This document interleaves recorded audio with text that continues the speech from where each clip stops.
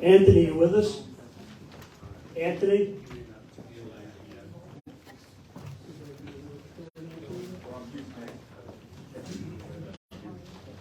So thank you all for coming today. We're gathered here today to talk about George Santos. George Santos' campaign last year, 2022. Yes, sir. Hello, Anthony. George Santos' campaign last year was a campaign of deceit, lies, fabrication. He deceived the voters of the 3rd Congressional District. He deceived the members of the Nassau County Republican Committee, elected officials, his colleagues, candidates, his opponents, and even some of the media. His lies were not mere fibs.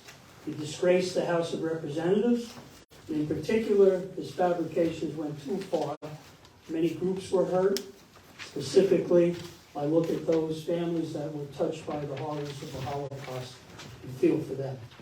He has no place in the Nassau County Republican Committee, nor should he serve in public service, nor as an elected official. He's not welcome here at Republican headquarters for meetings or at any of our events. As I said, he's disgraced the House of Representatives, and we do not consider him one of our congresspeople. Today, on behalf of the Nassau County Republican Committee, I am calling for his immediate resignation. Ladies and gentlemen, the supervisor of the town of North Hempstead, Jen Bissena. Jen? Thank you, Chairman Cairo. Today, I'm calling on George Santos to immediately resign from Congress for the 3rd District. The lies George Santos told are too numerous to count. He lied to me personally when he sought my endorsement, and while I'm offended and disgusted at his deceit, my true concern is for the residents of the 3rd Congressional District. He's betrayed the public's trust and given insincere, glib, and insulting answers when asked legitimate questions about his finances and his background. By all accounts, he seems incapable and unwilling to take full responsibility for his lies and fabrications. Beyond all that, he is under local, state, and federal investigations, and serious questions have arisen about his campaign finances. There's absolutely no way Mr. Santos can be an effective member of Congress and represent the people who elected him. The longer he remains in office, the longer the residents of the 3rd Congressional District will suffer. Mr. Santos, haven't you done enough harm? I call on Mr. Santos to immediately resign. Thank you. Thank you, Jen. Congressman Anthony D'Esposito. Anthony? Well, good morning, Chairman. And I'm sorry that I can't be with you all in Nassau County this morning. I'm here in the nation's capital doing the work of the people in the People's House and those people who trusted me with representing them in Washington, D.C. And speaking of trust, my colleague George Santos has violated the trusts of not only the voters and not only of people across America. It seems that both the things that he's discussed during his campaign were outright lies. And I think that what's most important as a public servant is treating the public with respect and gaining and earning their trust, something that all of you behind that podium have done. As we move forward into the 118th Congress, only sworn in just a couple nights ago at about 2 a.m. At this point, I don't think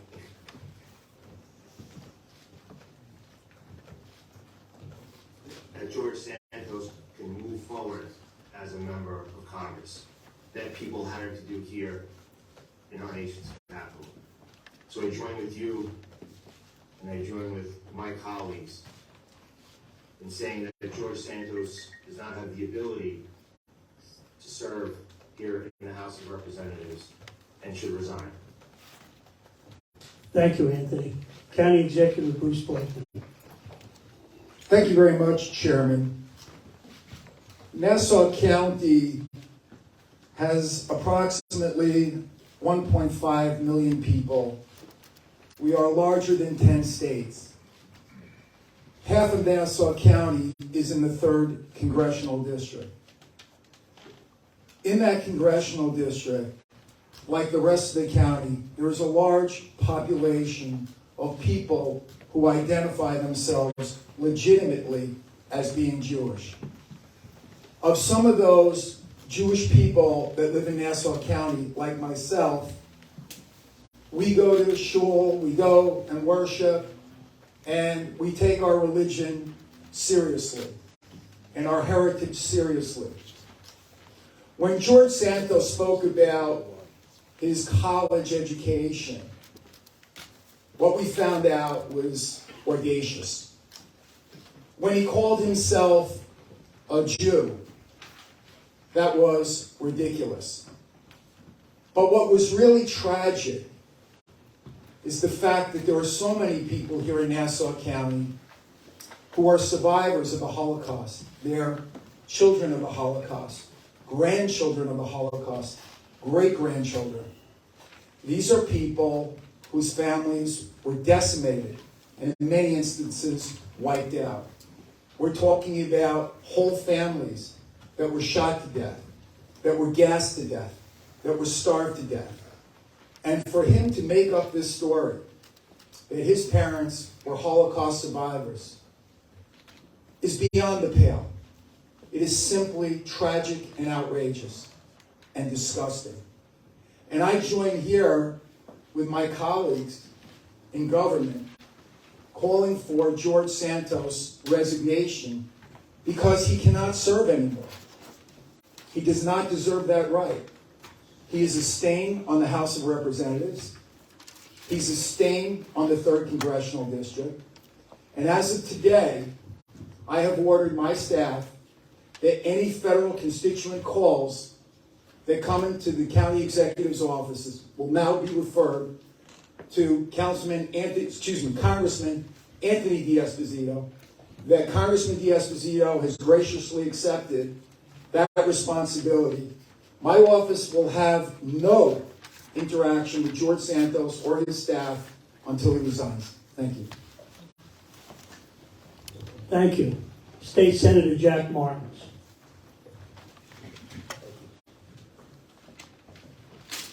Good morning, everyone. I stand here with my colleagues in calling for George Santos to resign. The 3rd Senate District is wholly within the Congressional District. The 7th Senate District is wholly within the 3rd Congressional District. It's about half the district. It's now been 2 months since the election, nearly a month since the story broke in the New York Times. We've gotten comments from Santos. We've gotten excuses from Santos. These aren't embellishments. These are lies. And George Santos is a fraud. And so here we are, together, united, understanding that much the same way my colleagues have already spoken to the issue. We will not be working with our congressman when it comes to addressing issues. I have over 40 villages in my Senate district, 2 towns, and a city. And each and every one of them have told me that they will not be working with Congress, with Santos. That speaks volumes to where we are today. The inability of this person to actually exercise and perform the duties as a member of Congress and as a representative of nearly 750,000 people here in Nassau County. The people of Nassau County deserve better. We, as a community, need to come together and, frankly, as we understand, it is probably impossible to shame the shameless. It is probably impossible for us to get someone who has no shame to do what is right. But here we stand united in sending a message that until he is removed, by one way or another, we will move forward. We will continue to perform our services and our responsibilities as elected officials here in Nassau County. We will continue to represent the residents and citizens of Nassau County, and we will continue to do the people's work. But it will not include Santos. Thank you. Thank you. Senator Patricia Canzoneri Fitzpatrick. Thank you, Chairman Cairo. Today is indeed a very sad day in that we must call for the resignation of Congressman George Santos. The public trust has been violated in numerous ways, and there is no way for the public to ever have faith in his word. As a mom of 4 who has tried to be a leader and an example to my children of what it means to be a public servant, to work for the people, to be trustworthy, and to stick to the promises that you make. He is the antithesis of what every person behind me and next to me is. It is a great stain on the Republican Party of Nassau County today that he worked with us. He does not represent our values, our commitment to be honest, hardworking government servants. Every person behind me is absolutely deserving of the honor of representing the public, and George Santos is not. So I too call for his resignation, and I am particularly offended also as a representative of the 5 towns and the Orthodox community that what he did regarding his religious status was exceptionally offensive. And for them, I stand here and ask that he step down. Thank you. Thank you. Our Assembly Delegation Leader, Assemblyman Ed Roth. Thank you, Chairman. I join with all of my colleagues, Chairman Cairo, and on behalf of our Assembly delegation in calling on George Santos to resign. The public trust, once broken, cannot be repaired. And George Santos has broken that trust. And it is not possible to be an effective representative when you don't have the trust of your constituents. So for the good of the residents of the 3rd District, I join my colleagues in calling on George Santos to resign. Thank you. Thank you. Our County Controller, Elaine Phillips. Thank you, Chairman Cairo. So I too join my colleagues and demand that George Santos steps down from his position. I personally have spent my entire career, both in the private sector and as an elected public official, upholding integrity and honesty, as have my colleagues. So both as a resident of the congressional district and an elected official whose job is to protect the taxpayers of Nassau County, I stand with my colleagues and say, George Santos needs to step down. Thank you. Thank you. The presiding officer of the Nassau County Legislature, Rich Nicolello. Rich. Chairman, it now appears that everything that George Santos said about himself was a lie. He lied to get the nomination, he lied to the electorate, he lied to get elected. And as has been said before, those lies, the pervasive, extensive nature of those lies have done violence to the public trust. Now all the people that I serve with that are here with us today, and those other elected officials that are not here, Republicans and Democrats, a vast number of them serve with sincerity, honesty, integrity, commitment, dedication, they're hardworking. And something like this scandalous behavior, does damage to all of our reputations because it's part of our public that's cynical about politicians and public officials in general. So it's time for George Santos, for once, to do the right thing. and I, on behalf of the 12 members of the Republican majority, call on him to step aside. Thank you. Thank you. Legislator Mazi Philip. Mazi? Thank you, Chairman. Good morning, everyone. I'm also very disappointed by the lies told by Congressman-elected George Santos. People trusted him, people voted for him, people campaigned for him, including me as a county legislator. At this point, the trust no longer there. Therefore, he should resign. Thank you. Thank you. Hempstead Supervisor Don Clavin. Donna? Thank you, Chairman. Look, it comes down to the following. You know, when you build something on lies and no ethics and no responsibility, there's accountability. George Santos has no business serving in Congress. On behalf of all the board members, and frankly, the 750,000 residents living in the town of Hempstead, it's time to go. It's time to get out. You know what? You see a unified voice here. You know what? He's unified the country in their opposition to him. He's a national joke. He's an international joke.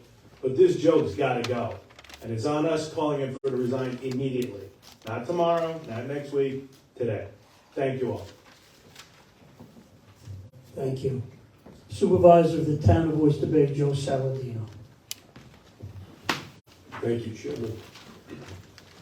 Over the past few weeks, we've learned from the media almost daily about the lies and dishonesty of George Santos. We've been shocked by this and the extent in which George Santos misled us. Our residents deserve better, much better. We deserve honesty and ethics. My colleagues and I on the Oyster Bay Town Board govern with such principles, and we demand the same from our state and our federal representatives. Multiple reported investigations are underway. We await their outcome. Mr. Santos has admitted lying time and time again. And we in government, just like the people we represent, are deeply disappointed. As supervisor of the largest township in the 3rd Congressional District, I join with my colleagues on the town board, the elected officials in our community, and all of us in Nassau County Republican team when we ask Mr. Santos to resign immediately. George, I'm speaking to you. It's time to step down. Thank you. The Mayor of Glen Cove, Pam Panzenbach. Pam? Hello, I'm the mayor of Glen Cove, and we are the only city in the 3rd Congressional District. We were all duped, and we're appalled and angered at how George Santos misled us, lied to us, and what a fraud he actually is. And that stands for me as the mayor and my entire city council. We need a congressman to work for us. George needs to step down immediately. Right after this press conference, if he gets to see it, it's time for you to resign, George. We need representation that we can count on. He's told so many lies, he doesn't know what the truth is, and he's making a mockery out of the entire congressional system. Thank you. Thank you. Our County Clerk, Maureen O'Connor. Maureen? Thank you, Chairman, and good morning, everyone. As many of you know, the County Clerk's office has hundreds of Nassau County residents who come in every single day, either for court operations access or for property records access, and to file documents and to have us do notaries for them. And I have to tell you, almost to a person, the public that has been coming in the last several weeks have asked me outright, what do we need to do about this George Santos? And frankly, they trust me. As many of you know, I'm a registered nurse, besides being a lawyer. And they trust my judgment and my honesty and directness with them. And if this gentleman was in any other profession, he would be fired immediately for lying about his credentials. Imagine this, lying about your credentials. It's just unacceptable, and this man must resign immediately. Thank you. Thank you, Maureen. So ladies and gentlemen, that concludes our speakers. Question. Yes. Two questions, really. At what does it say about your vetting process, especially since the man ran in 2020 also? And secondly, what are you going to do to ask McCarthy to expel him? Well, I think to begin with, in 2020, George Santos, a Queens Republican, came to us to seek our endorsement. We have a standard process that we follow. We trusted people. We went through an interview process with committee members of our party. He answered the questions, obviously not truthfully, but at that time we trusted him. He submitted a resume which is totally untruthful. And so based upon the answers to the questions, based upon the fact that he was recommended from Queens County, based upon the fact that he submitted a resume in writing with credentials, we supported his nomination. Obviously, we have learned in the past few weeks that much of it was fabricated and untrue, but we are now going to change our process. Shame on me for believing people, but over the years we've gone through a similar process, and we have many fine elected officials and many fine candidates who were unsuccessful. So we will obviously adapt that system. We also, as far as Speaker McCarthy, I have not spoken to him, but all of our candidates from last year, our elected officials, have all spoken unified today that we are calling for his resignation, and we will obviously pass that on to the Speaker. What has Mr. McCarthy told you or your associates about what he's going to do? He hasn't told us. I haven't spoken to the Speaker. Why call for him to resign today? Why now after he was sworn in? Yeah, so I'll just speak for myself. I'm a firm believer in due process. I think that in this country, if you're accused of something, you have an opportunity to clear your name. However, in this circumstance, the situation has become untenable for me as an elected official, as I'm sure it has for my colleagues, and that is, how do you deal with somebody who is an out-and-out liar?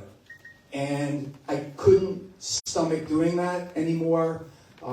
I came to that conclusion very recently, and while I do believe in due process, I think that we don't need the process to unfold. He's basically confessed, and he needs help. This is not a normal person. A person who tells that length and breadth of lies, built one on top of the other, is not a normal person. He needs to get help. And the bottom line is, this is a forgiving country. It is a compassionate country. And if he does get help and he shows true remorse, there will be a future for George Santos. But until he stops deluding himself that he can continue in Congress, I want nothing to do with him, and I'm not going to deal with his office. He just said he will not resign. He just spoke to reporters a moment ago and said he will not resign. What is your reaction? He should resign. That's what we're here today calling upon him to do.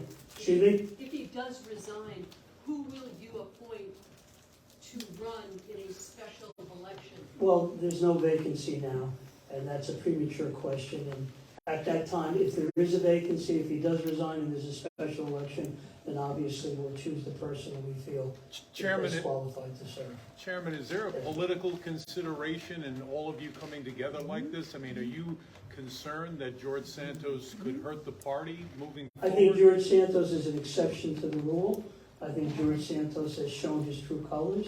I hope that the people of Nassau County, both next year in November, or later this year in November, will view the issues as they did the past 2 years, and will look at our candidates and make their judgment based upon that, and not based on one individual who unfortunately was not truthful and ran on our line. Has anyone up here spoken to him since all of this broke? I spoke to him once after it broke, and he assured me that he would clear everything up within a few days, and that's the last time that we've been able to speak to So him. the fact that he now says he's not going to resign, I know you said that you're not going to deal with him and so forth, but is there any other recourse that you have? I think that the ethics committee in the Congress, and I know from what I've read in the papers, not through any other means, that the various investigative agencies, perhaps including federal agencies and local agencies are looking into some of the transactions during his campaign. Mr. Chairman, are you concerned, Carl Campanile, New York Post, various Santos campaign committees had donated a lot of money to the Nassau County Republican Party. Are you concerned that some of that money might be dirty money or not making? No, what we did, Carl, is this. What we did is that monies that we had received on his behalf, we spent during the campaign on lawn signs and things of that nature. He donated approximately $126,000 from a committee to the Republican committee, and we returned that money.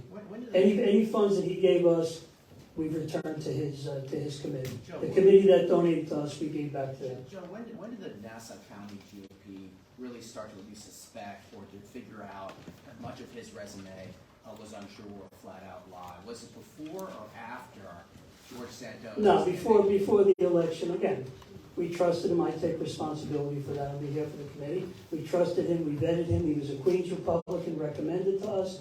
He answered questions. When you ask a would-be candidate questions, you expect that he's going to be honest. He gave us a resume in writing with his credentials, with his educational background, where he lived, his business background, etc.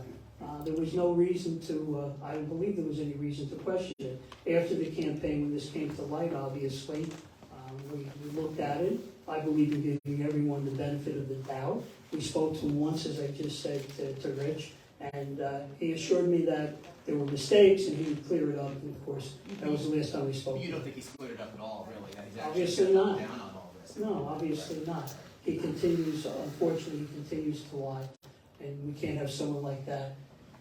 Can't have someone like that serving in Congress, representing the people in this. And as importantly, as I said on or about December 30th, he will not have the endorsement of this committee should he choose to seek election in 2024, if he's still in office, or if he's removed and decides to run again.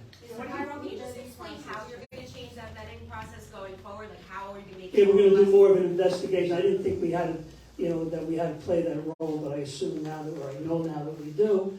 And so in the past, where we had people answer questions and submit a resume. And you see, the unfortunate thing is, if people come from Nassau County, we know them, perhaps they've served in other office, or we know their neighbors, we know people who know them, family connections, etc. With George Santos, he came from Queens. And quite candidly, to speak to you very honestly, in 2020, the Democrats had a strong district, they had a strong incumbent, and people were not knocking down the door to run.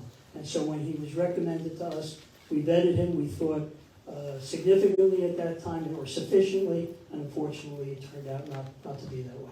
Were there any red flags raised early on, like when he donated $700,000 from his, personal account, anything like that? Now, see, what happens is this, campaign committees are run in a certain way. We have Republican committees here, finance committees. When you get on the federal level, it's very different.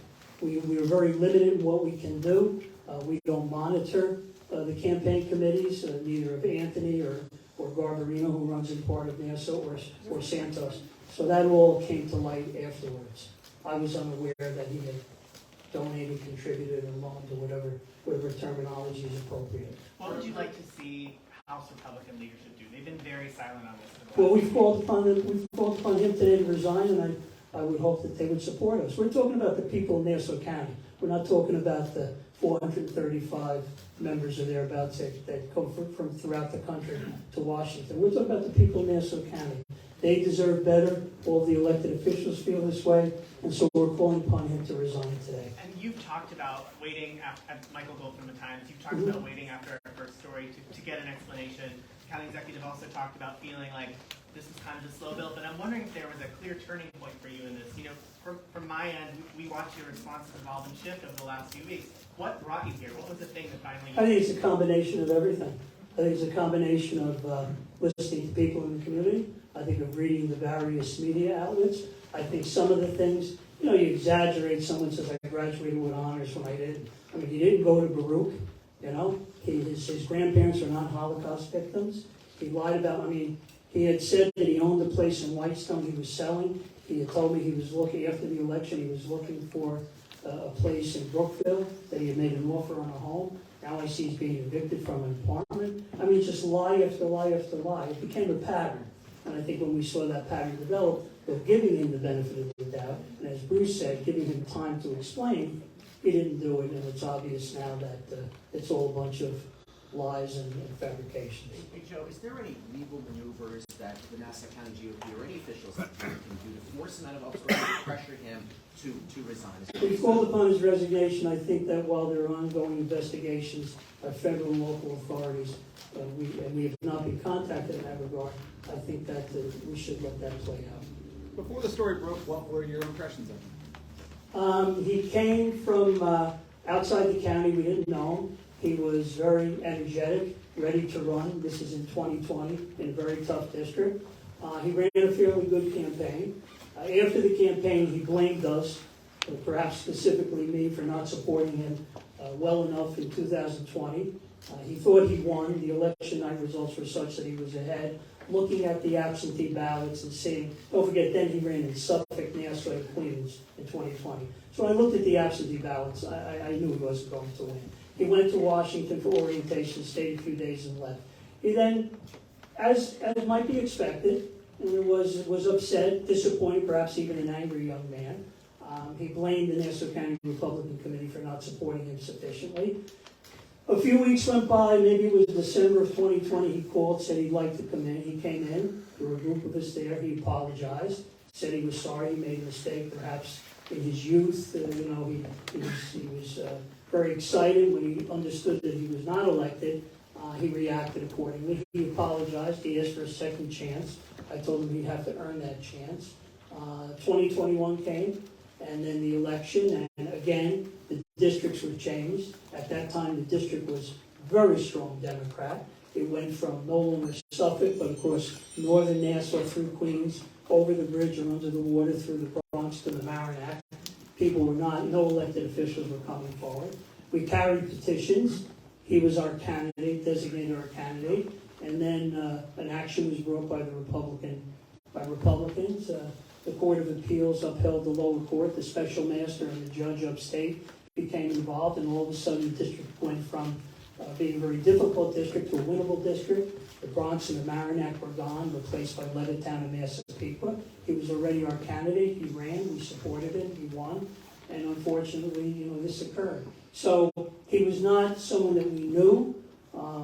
He was not someone who grew up in Nassau or Nassau politics, hadn't served in the assembly or a council person as many people have. Barbarino in Suffolk, who represents part of Nassau, Anthony having served as a councilman. We trusted him, and shame on us for doing that. Have you heard from donors? How was he able to, nobody seemed to ask that question. I think that the donors that I know that contributed to him, and I don't know many of them, someone asked me last week, one of the media, about some donor, and I never heard of the gentleman.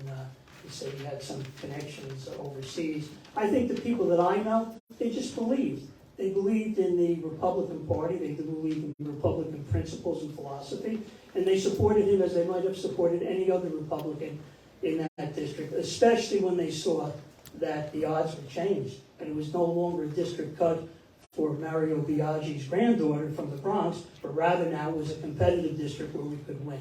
So I think whomever the candidate might have been on the Republican ticket, with the issues and with the wave perhaps that we anticipated, I think they jumped on board for that reason.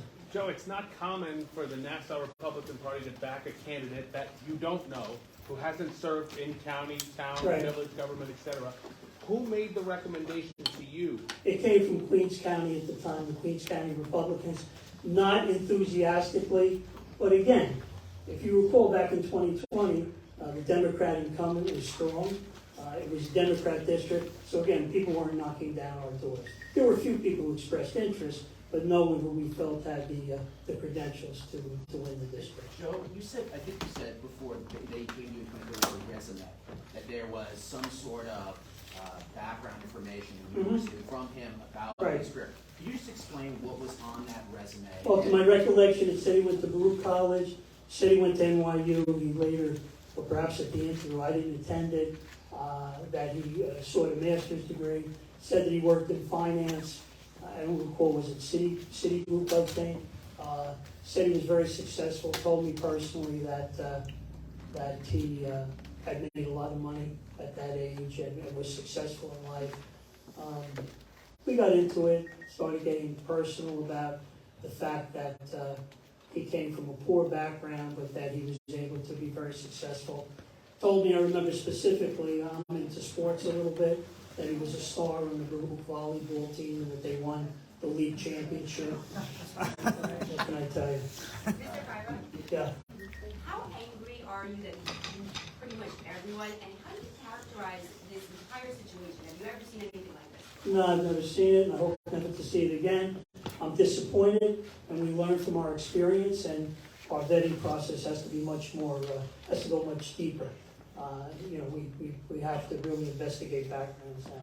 It's sad, but it's true, and I think that holds true for both parties. And I'm not commenting on the other party, and I have the utmost respect for their leadership and for Jay, but I think that it's interesting too, that we ran a campaign and he won, and these issues didn't come up, by his opponents.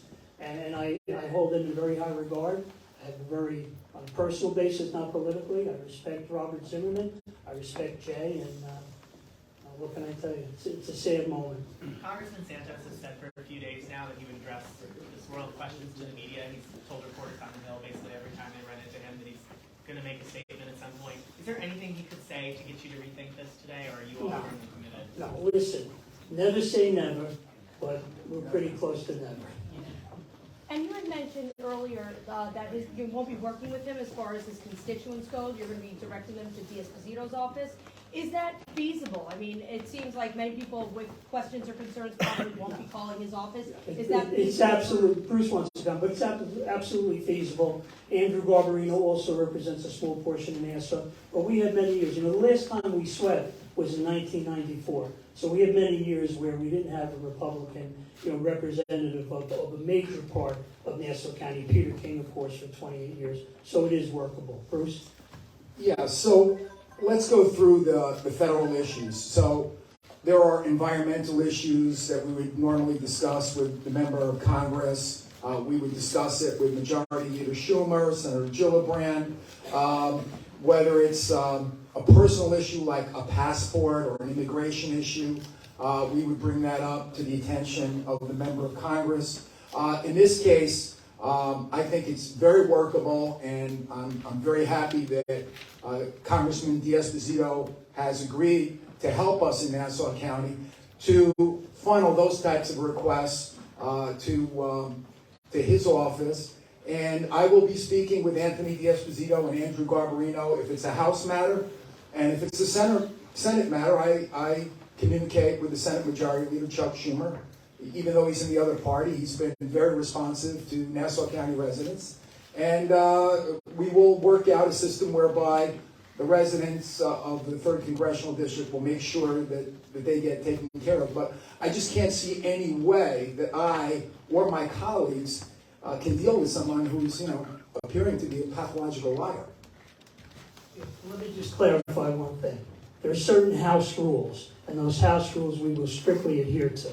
And so there are issues that must go to the congressperson within the district, and our alternative would be to go to our United States senators. And many of the issues, for those of you who have been around and perhaps served in government, many times people will call, and they'll call a local office like the town of Hempstead, and it's a state senate or assembly issue, etc. So we'll work with all our elected officials. I always say that.